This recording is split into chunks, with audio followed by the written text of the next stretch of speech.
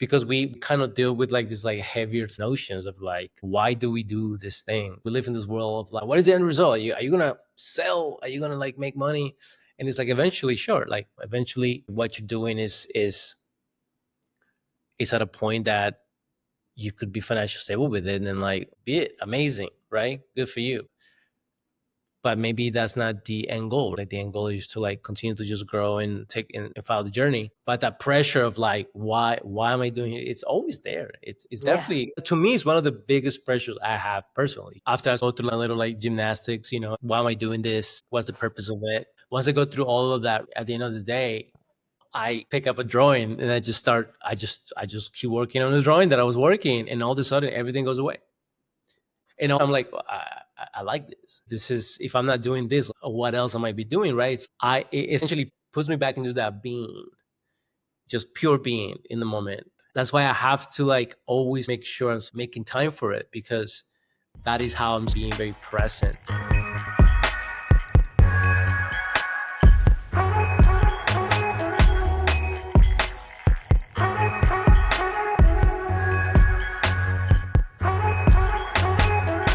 Hello, hello. Hi. Hi, Jaime. Hi, Sagine. How are you? I'm doing well. Thanks for meeting with me. I'm so excited to talk to you. It's been a number of years since we've had a conversation with each other. Yeah. So I'm speaking to you because you are a product designer and also you are an artist. And there was a period of time, and I think in 2017, where I lived with you and I got to see how you are with your art. And it was transformative for me. And I felt like I needed to have this conversation with Yeah. We were roommates. Isn't that you. cool? We were. We were roommates back in the day. Yeah. Yeah, we were roommates. And I think at that time I was pretty busy and my life was all over the place. But I took note because I watched you every day diligently sit in front of your artwork and commit to it. So Right. Yeah. I would love to know, how did you find being creative? Like, how did you discover that you were creative? It happened very organically because I was a very young kid in Colombia, and my dad was a graphic designer, and I essentially grew up watching him sort of work. And we had this like 3-bedroom apartment, and one of his rooms was his actual studio. And at that time, he was freelancing, pretty much kind of what I'm doing right now, freelance designer. But he was essentially the whole time just in the studio working. I used to like go into his studio and like play with the markers and like draw. And he was an amazing artist. He's still an amazing artist. I mean, he's still like a very true inspiration to me. And so from a very young age, I was just being exposed to that. And then as I started to sort of get, a little older, I was put in some art classes that I really liked. And then we immigrated to United States, my whole family, when I was like around 13 years old. And then I kind of like kept drawing. Essentially, I was like drawing like little like kind of comic books here and there. I was doing like I was getting into like graffiti kind of like art, and I was kind of just kind of getting into that. So I started to like mimicking some of that, and started taking art classes in like middle school all the way up to high school. So essentially like that art bug has always been with me. And then fast forward to like when I went to college, I was taking like a lot of like studio classes, art classes, while I was doing graphic design classes. Ultimately I major in graphic design, Got it. but while I was like majoring in graphic design, I was still doing like a lot of art on the side, and I was still painting. And so what you essentially, like, going back to your like anecdote of like you watching me work on my art, I've been doing that for a long time. When I was in high school, I was drawing. When I was like in college doing my, graphic design stuff, I was like drawing stuff and making stuff that was not graphic design related. When I was working as a full-time graphic designer, I was going back to my apartment and just like drawing and doing stuff. So I was that's there for all. part of that. And I was there Yeah, for part of exactly. that, And right? then Like you we said, would work at the yeah, graphic design company. I was not a right. designer, but I saw you designing there, and then I saw you coming home to create. So how would you say your experience in graphic design, how has that informed your artwork? Or how has maybe your artwork informed your graphic design? Yeah, I mean, I always get asked that question, which is kind of interesting. And I think my answer has always been like, I keep them kind of separate. It's almost like they're like two different sides of my brain. if that makes sense.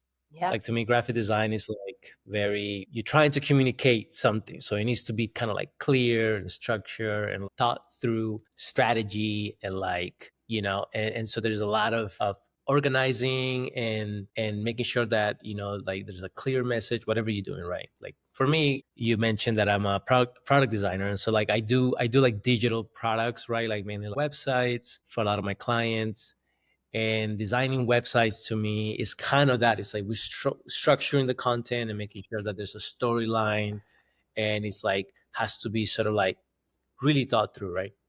To me, art is pure emotion and just pure like kind of letting go of all of the things that graphic design uh makes you think about. Yeah, totally. You have to think through these things. Like for me, art is like I don't want to think about anything. It doesn't mean that like my art doesn't have a message. It does definitely has a message, and not just a message, but like there's a concept to the stuff that I'm making, especially right now. Like when I first started, I just wanted to just express myself, right? As I sort of get older, my art practice starts to get a little more focused. There is a thesis behind them. And there's a concept that I'm exploring, uh but outside of that, right, like the way I sort of go about it is like very just like pure expression, just pure emotion. I don't know, I mean, people might find it like kind of cringy. I feel like, an art practice is like you should definitely embody it sort of thoroughly through your bodies, your senses, your Yep. emotions, because to me it's like an extension of understanding the world, and the way we understand the world is by like actually feeling it. uh so that's why to me they're like they don't really communicate with each other. They're like very separate to me, and it works. I think it works for me. I'm not trying to like merge both of them. I think they're just like they work well separate. So now that you said that you have a concept that you have for your art, how do you come across that, or do you have any influences as well that you would want to talk about for your artwork? Well, I think like the thesis that I'm sort of playing with at the moment, it's kind of like stems from this idea of like the lack of belonging in sort of like a world that is like constantly changing, especially nowadays. Like it just really feels like, I think throughout history and throughout generations, like the pace of change, Hmm.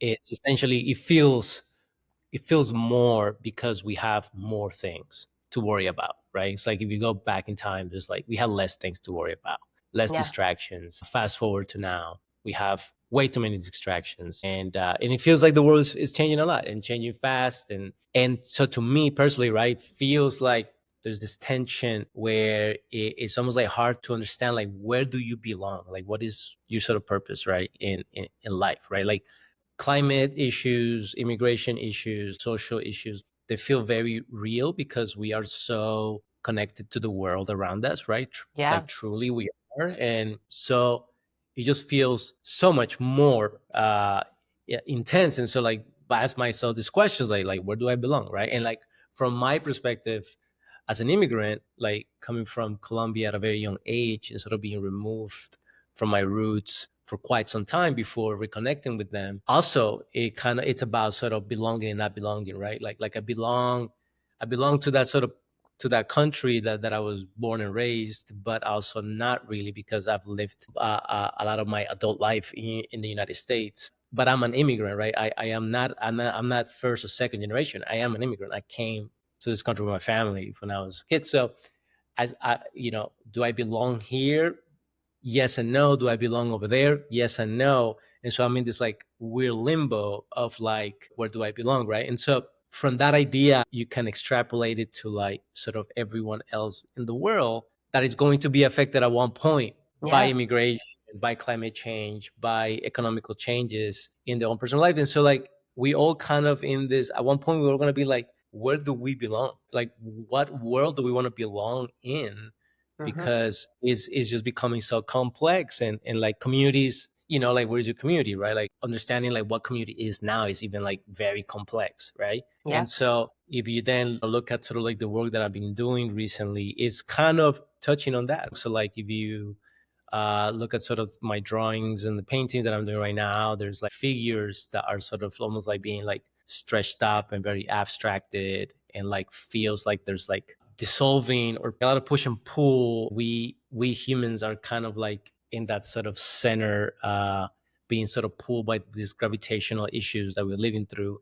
Um, and so there's a lot of that. There's like human perspective. There's location perspective. So I do a lot of paintings that are coming from images of places that have been abstracted, and then sort of like really feeling like there's like this tension happening between the shapes and color. I'm kind of like moving between like abstraction, figurative, and then within that sort of world, I'm trying to find my voice, right? I'm not gonna call it Mhm. style, but just like a voice that you could kind of like squint your eyes and look at my pieces of art and just be like, I can see the thread. Yeah. And like for example, like this year, I just been kind of going through a bit of a process of figuring out like a way to hone in stylistically, like what is that sort of like lens.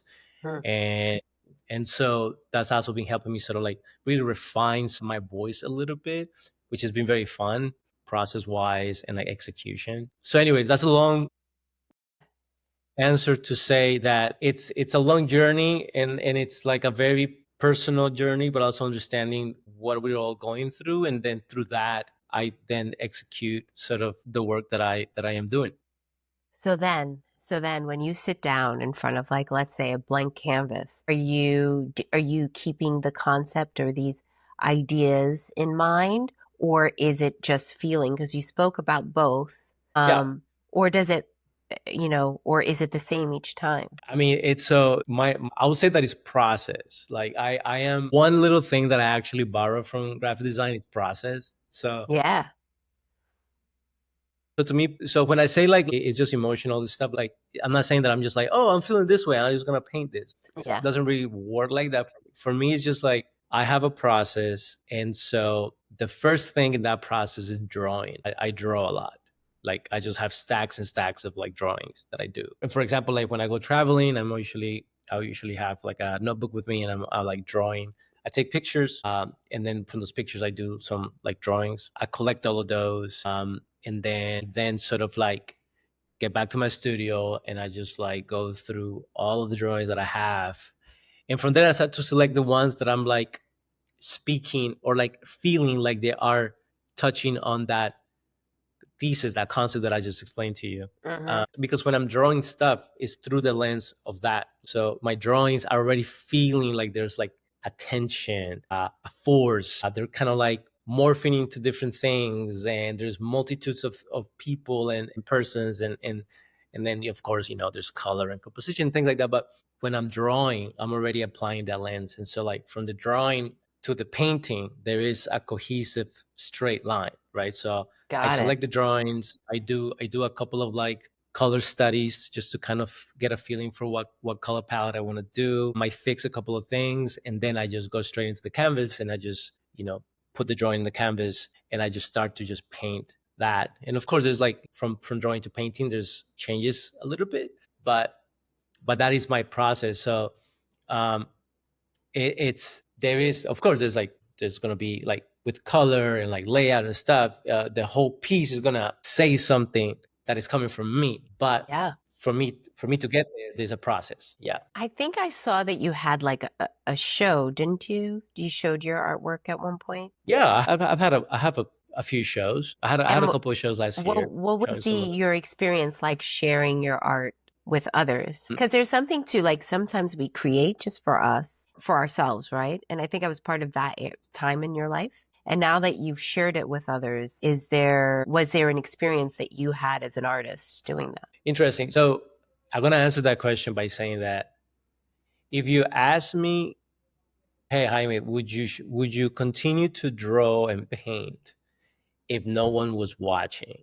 I'll say yes, for sure. Like I will continue. I'll be the person in the cave, right? Just like doing like silhouettes of animals and things like that, right? Like Hmm. like to me, That's how I'll answer that, because the question that you're asking is kind of interesting, because again, we live in a world of oversharing, Yep. and it's completely fine. Like, I use Instagram to share my work. I've always used Instagram to share work. I used it when like Instagram was just that, right? We're kind of sharing cool stuff. Now it's like a completely different thing. But so I've never been shy of sharing my work. I think showing your work in a gallery setting and stuff like that is kind of different, right? Because there's like, you're not just showing it to like people, but also like you hoping that people buy the work.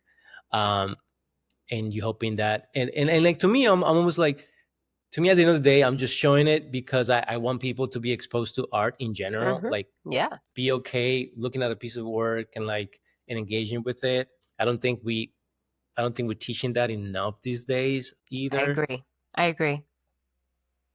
But that's a different conversation. So I don't mind sharing. I like sharing when I have the opportunities to like show work in the galleries. I think it's good. I'm hoping that people just see it. I always say, if they love it, great. If they hate it, great. But I don't want them to be in the middle, to be like, nah, so, and like that's not a goal. Like, I'm not painting to kind of do that, but my approach to like my practice is like, I want to make stuff that has a punch, that it feels bold, that feels heavy, that is gonna make you choose a side. I don't like it, or like, I like it. It's like, I'd rather have people do that.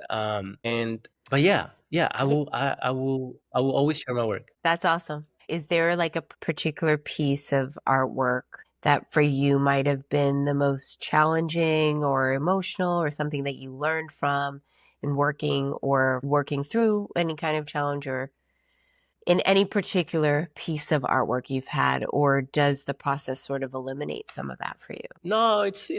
I think challenge. There's a few ways that you could kind of like feel that a piece, or like a piece of work, challenges you. I think one thing could be emotionally challenged, right? Like, if And you that's if you're really what making I a. meant. Yeah. But it'd be interesting to Yeah, hear the other challenges that I wouldn't even be able to consider.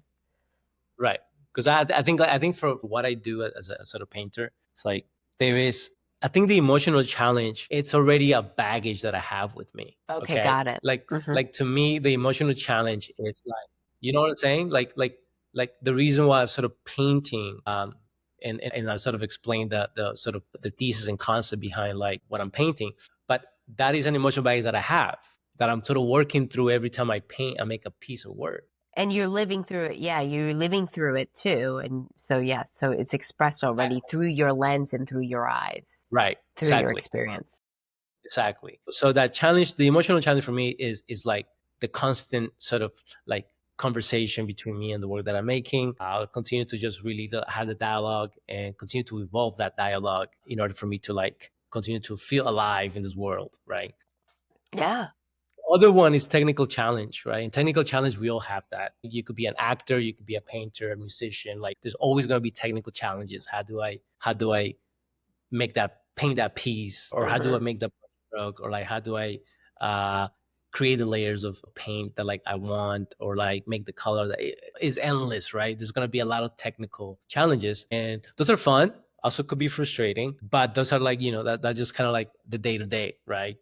To me, I think like the biggest challenges overall, to be completely honest with you, is like continue to go in and day out and make something. That to me is the biggest challenge. And I've tried to be very consistent about that practice. As you mentioned, like, you've seen me sort of I do I that don't when we think were roommates. I yeah, continue to do that now. I don't think I've ever seen you really not for a period of time. You might take time to exercise or do different things that you need to do, but you always come back to the table in a way that, I mean, then I can describe how that's transformed me, right? In the way Yeah. that, like, I know that that exists in the world, and I have seen you, I've watched you, even though I don't watch you every single day now. I watch you every single day then, right? And then I see also how your art has evolved also, and also how your voice is louder through your artwork, knowing what the process is for you, right? And what that Yeah. looks like out in the world. So because I know that exists, I know that when I put in structure and I put in process and I keep consistent to it, I know that that eventually that that I can find creativity and freedom and having Hmm. that level of structure and process, right? There's a lot of Yeah. freedom in that. And also, um, if you really enjoy it and that is the way you must express yourself in the world, why wouldn't you find every opportunity to do it? Yeah. Yeah. No, yeah, truly. I think that's the bottom line, right? It's like if you enjoy just for the pureness of what you get from doing that thing, then like keep doing it, right? Because it's kind of removing the other sort of factors that we have for attention, which is, we could be doing certain things just for pure attention, like I want to do A, B, and C because I want, I want the views, I want the likes, I want all the stuff. I want to, maybe get, I don't know, famous, whatever that means for Yeah. different people, right? But you remove that, right? Like all those things have been created also like have been sort of exploited by all the platforms that we already use, Yeah. right?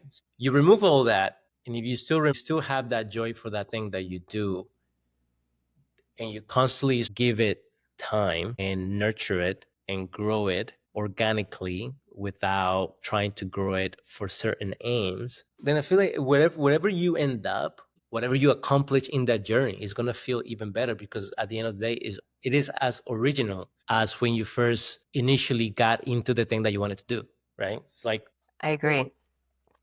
and to me, that's the best. I mean, to me, at the end of the day, that is kind of like what I hope every creative person is trying to like strive for and continue I, to grow. I think there was a big period in my creative journey where it was more end results. And I think it's because like my background was very different, right? Like I went and I studied like how to run hospitals and, and you're doing things like that. Those are end results. Those are results, results, results, results. And Right. I think over time, what my journey has been, and I think that this shift has happened slowly over the past maybe 5 years or maybe longer, is that, okay, what Mhm. does it look like for it to be for me and about me? And as an artist, right, it's something else. As an actor, you sort of need other people to act. Yes, I can read plays. Yes, I Yeah. can do monologues or whatever, but usually I find that even though I had more end results in my mindset, I still was always needing to do acting.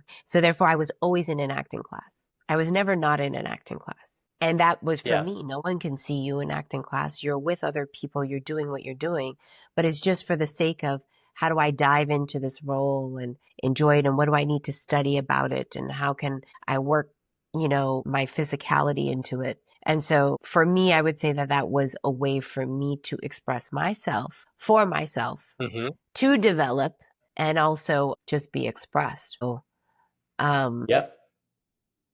so when I look at it, you're reminding me that, oh, yes, I've always been in class. And sometimes people will be like, why are you in that class? Why are you? Because I would go and I would work really hard so I could be in the class and then maybe go without extra, new things, items. Right. And for me, it wasn't as satisfying to me to have those new items as it was for me to be training and exercising what I love. So You had a different career when you kind of like pivot to like doing acting, right? So you had to definitely kind of like sharpen your tools, and get into it. And then, but once you kind of build that foundation, then like I think the world itself is kind of a class in its own, right? Like if you're exactly. observing it through a sort of a creative lens, Uh-huh. then you can always sort of approach it like that. I just, I feel like it's like kind of going back to the point I made before, is like I think art itself, it is kind of like another way of feeling, understanding like the world around you.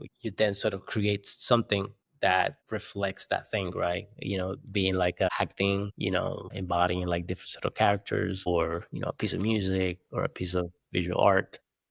I'm learning that, like, wow, I can go visit and see artwork. And how does that inform me as a human being, which informs me as an actor, or listen to certain music, and how does that make me feel? And I even bring it now into my acting craft, right? In a way that I Yeah. had never even considered before. So, uh, does failure play a role at all in your creative journey, or do you ever feel like there's Failure. some, Yeah. yeah. Yeah, I think failure is a funny concept, and because I think that failure is like, like we use it as like an engine to kind of be like, I'm not gonna fail. I'm gonna sort of like be the best.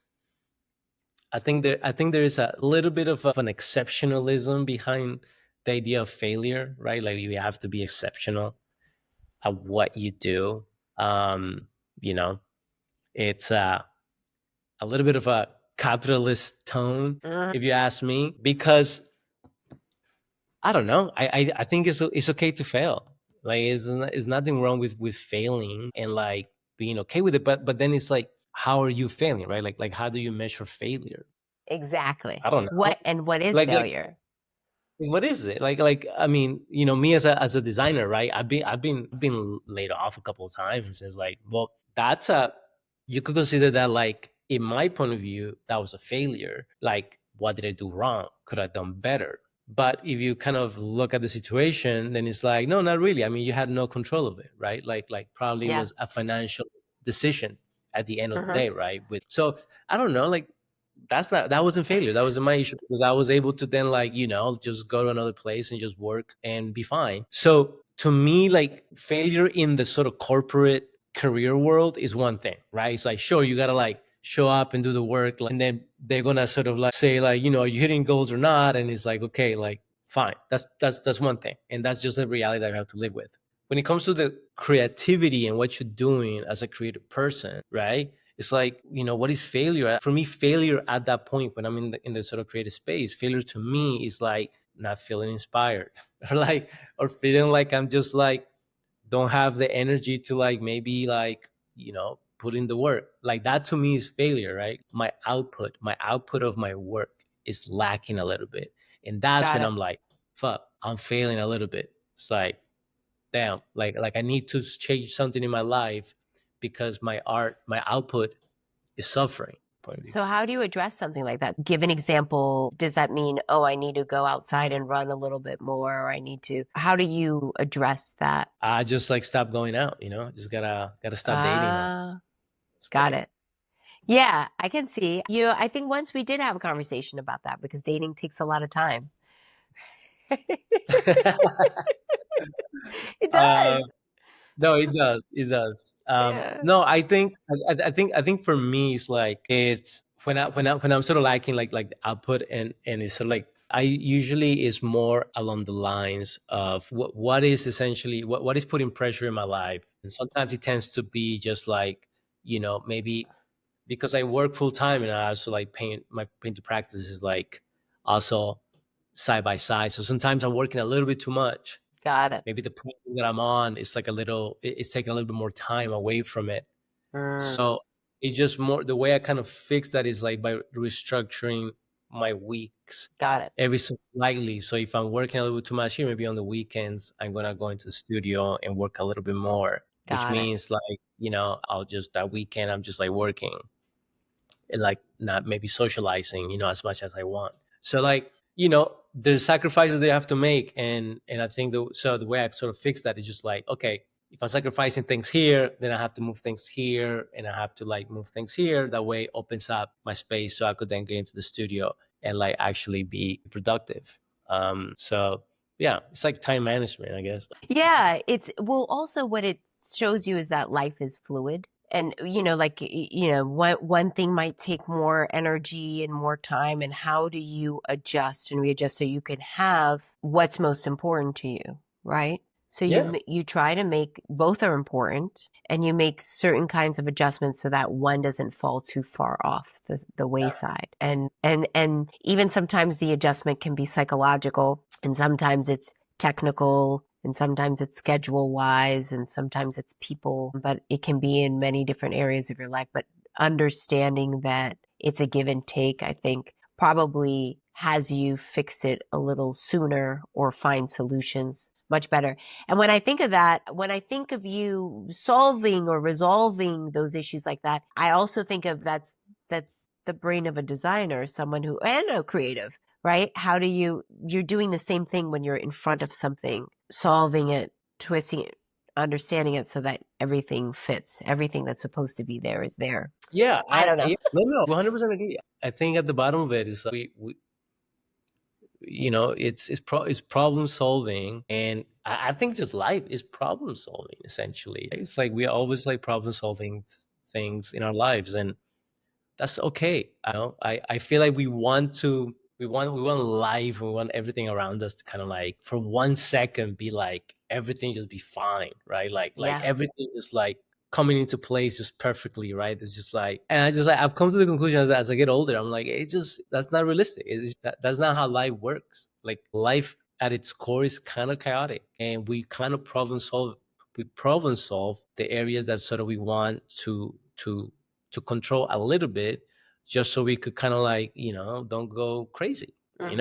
our personal life, our love life, friendships, our career, the things that we love doing, like all those things. Like that's the one thing that we have to problem solve, and you just gotta kind of get used to it, right? It's like, what else do you want to do? And with art, with the creative pursuit that we sort of have, it's even tougher, because like I sometimes feel like, why am I doing this? Like why am I spending like so much time in the studio where I could just be like with my partner, just like watching a show and just like hanging out? And I always have those thoughts like, why am I doing here, right? Because we are it's we kind of deal with like this like heavier sort of notions of like, why do we do this thing, that, and what is the end result, right? Because we live in this world of like, what is the end result? Are you gonna sell? Are you gonna like make money? And it's like, eventually, sure, like eventually, if what you're doing is at a point that you could be financially stable with it, and then like be it amazing, right? Good for you. But maybe that's not the end goal, right? Like the end goal is to like continue to just grow and take and follow the journey. But that pressure of like, why am I doing it? It's always there. It's Yeah. definitely, to me, it's one of the biggest pressures I have personally. It's just like, why am I doing this? And Have you been able to resolve that for yourself, or do you have answers for that for you, or I does have, it change over time? Like your oh, why? it changes all the time. Yeah. It changes The all the time. why always would change, right? The why.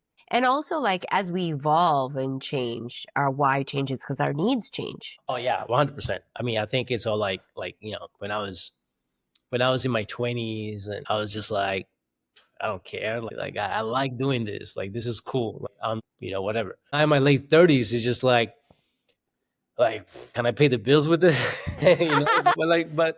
But again, it's just like it's like, if you kind of analyze it from like societal structures, right? Like the reason why we think that way, that as a, let's say, 37-year-old, Mhm. if I'm making art, it's like, why are you still doing that? Like that's supposed to be for like young people, especially, I'm not a famous painter, right? It's like, why are you still doing that? To me, that's just more like that's what society tells people what to think about. And it can also kill it, right? It can kill that creativity, right? There's something I think that there's okay, so I read this book, which is also a motivator for me to have these conversations with my friends, right? And as I Uh-huh. said, like outside of acting, I have other ways I want to express myself. And before I would stop it because I would feel like, well, this isn't going to end up in me becoming and being an actor on TV kind of thing, right? So I wouldn't do it. And now I'm having these conversations, but there's a book that I read by Rick Rubin about, he says creativity is a way of being. Yeah, yeah, yeah. His latest book, right? Yeah. Yeah, it was great. And That's a great book. would you like the way you speak about process and the way you speak about, doing it every way, that's doing. And also there's a way you're being around it that allows for the creativity to flow, allows for these ideas to have arrived, right? And what was interesting too when you said about problems, like that there are, when we say like failure or problems, whatever, and how you shift things. You might technically shift things, but it's almost like a shift. You shift it so that you have a way of being that you could be productive, so that you could actually do the artwork. And so ultimately, I see that a little bit in what you're sharing, like a way of being. I mean, you have to like at the end of the day, right? It's like After I sort of go through like my little like gymnastics, why am I doing this? What's the purpose of it? Right. Once I go through all of that, right, at the end of the day, I, pick up a drawing and I just start I just keep working on the drawing that I was working, and all of a sudden everything goes away.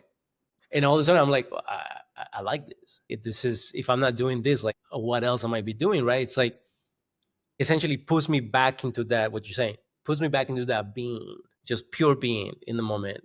And it's just like, and then it goes away. And so that's why I have to like always sort of make sure I'm sort of like making time for it, because that is how I'm sort of being very present. How did you know that this was the thing? Like, sometimes people are like, I need to find my thing. Like, how did you, like, I can think of a particular time I knew I always loved this, but I can think of a particular time where I was like, this is how I'm meant to really express myself. Did you have a moment like that? Or No, you just chose it you just choose it every day? no, I, I,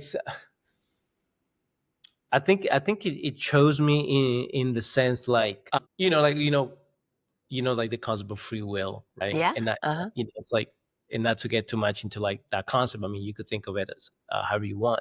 When I look at my life and like where I came from, I definitely see that like, um that free will is not that we all have free will, is that we have a bunch of options in front of us, and you have the will to decide which one you want to take. Yeah. But then it's a set of options. Yes. You're just not making yourself out of nothing, right? Like that is Yeah. not real. So when we talk about free will, I see it that way. And so in that example, my upbringing was very sort of oriented around art. There was certain things that I gravitated towards that always happened to be with art. My dad was a creative person. When we traveled to certain parts of the world, we'd go to museums. And to this day, every place I go, I have to go and see the museums. Like, Mm. I have to. Like, to me, that's part of the going to a new place, to see a museum of art. He was a freelancer. I am a freelancer. He had his own sort of like studio practice. I have my own studio practice. It's like, if you essentially trace it back, I'm almost like following like step by step, kind of what my dad did. Yeah. Was that intentional, or did that sort of just happen to happen? I think it just happened. Like I just really, I think me and him share the same sort of like creative thing. Like it was definitely nurtured. The way he nurtured it, I took that nurturing. I just kind of like continued to do that. And so to sort of answer your question, is like it wasn't a calling. It was just like I chose the things that like were in front of me, and those were nurtured by a very creative father and a very supportive mother, right? And it's just like, and I just kept doing it. I kept going, and Yeah. one thing And to you the nurtured it too. You did yourself. and I took it on Right. my, You kept it I on and kept it on, became dedicated. Yeah. 100%, right? Uh, so yeah, it's I mean, some people don't have that luxury. Like I feel very sort of like feel like I had that luxury of being in that environment. Some people don't. So some people do have to kind of go out and like find that calling in other ways. But for me, it was like just very very natural in a way. Mm, Now I'm kind of doing it for, honestly, I'm kind of doing it for, I feel like I'm doing this now for like my dad almost. Like mm, because I feel like I think he always wanted to be an artist, and he was like a creative person. Like in Colombia, he was a graphic designer. He was like like what I was doing. But when we moved to the States, he had to like do something completely different. yeah. But he's still very creative in what he does. Like he's a carpenter now, right? Like he works with wood, and Oh, that's amazing. he's very creative with that. And like I'm like, you know what? If I ever sort of make any decent money to make a living out of art and my art practice, it's like that would be for my dad, right? It's like, because I think that he would have loved to be that too, I you know. got that. So Totally. yeah, I wanted to make a shift and ask, how are you still playing soccer? not anymore, Not as much sport. Okay. not as much. No, Got no. it. Yeah, yeah. Just I'm still staying active though. I go to the gym. I definitely stay active, Oh, but got it. I hang the boots, man. I hang the boots. Okay. I had to. I had to. It was it's tough. It's tough on your knees. Totally. You have to recognize. that sometimes you gotta pivot. You gotta pivot a little. Because I was going to ask you how exercise, do you think it plays a role in Oh, your ability to maintain and your ability to stay focused and your ability to do what you do, or is it just tangential? that's a good I've had question. some friends be like, I have one friend, he's a baker. He was like, jujitsu, hands down, allows me to be able to do what I do in general. With my creativity, I'm able to get out all the frustrations of the world. And for some people, it's just not that. But I just thought I'd ask. No, it's definitely not. It's definitely not like that. Like, I think it's complementary in the sense that, like, uh, I like to. I've always played sports. When I was going to art school, I was playing soccer for the school soccer team. So I always sort of been like very active. And to me, being very active makes me feel very clear. When I work out, when I'm very consistent in my work, in sort of like my exercising, I feel very clear. And that clarity then affords me to just go into the studio, and not just clarity, but also like I feel like energy wise, my levels are good, and so I could just go in like and go to the studio, like work 9 to 5, clock out, and then just paint, for the rest of the night. And I feel like, I'm like there. And so that helps me with that for sure. So it's Mhm. complementary, I think. Do you ever, sometimes people talk about like zone of focus, like being in the zone or Yeah. in the flow of things. Do you ever experience that? Yeah, of course. Yeah. Oh, yeah. Yeah. Do you experience it? Has it become something that happens more as you experience it over time and with the discipline that you have? Or is it sometimes you're pushing through because of the showing up every single day? What percentage is being in the zone, and do you attribute most of your art to being in the zone, or is it a combination of all those things? Yeah, that's an interesting question. I think there is like in if you listen to like neuroscientists, they kind of like they really talk about like that state where you kind of like so focus on something. Kind of meditation is that, right? Like if you're really good at Mhm. meditation, you could just sort of like focus on that, focus on your breathing, do other thing, and like you just like the world just doesn't exist around you anymore, right? But that's like you from a neurological perspective, you could like pinpoint like how and why that happens. So I think like we all can reach it. To me, it's like when I'm sort of focused on a piece of work, my sort of like zone essentially is like I'm having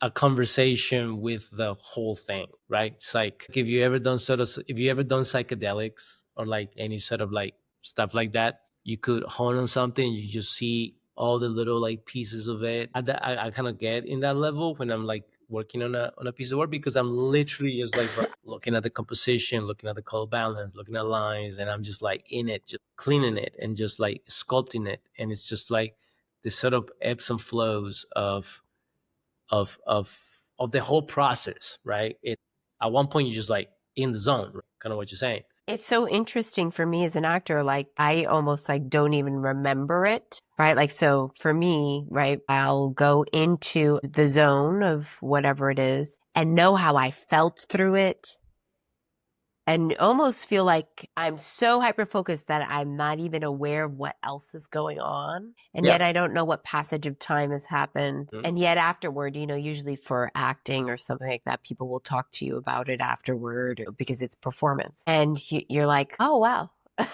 It's not that I didn't know it didn't happen.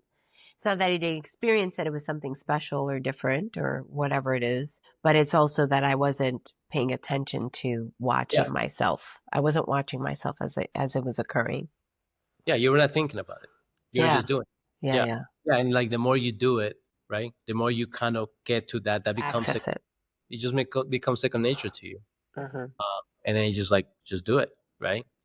I think it's an interesting thing that can happen in many areas of our lives. It could be in sports, it can be, in art, it can be in anything that you do. And that's sort of pretty cool and sort of goes still with the idea of a way of being. I mean, yeah. I mean, it's we all have it. Like we Yeah. all can access that if you Mhm. wanted to. Yeah. It's just very hard to do it because it requires a practice. Mhm. Why, like meditation is a practice, right? Anything's a practice. Like being an athlete is a practice. when you practice it in and day out, it will become second nature. You'll be in that zone. You will be able to access that.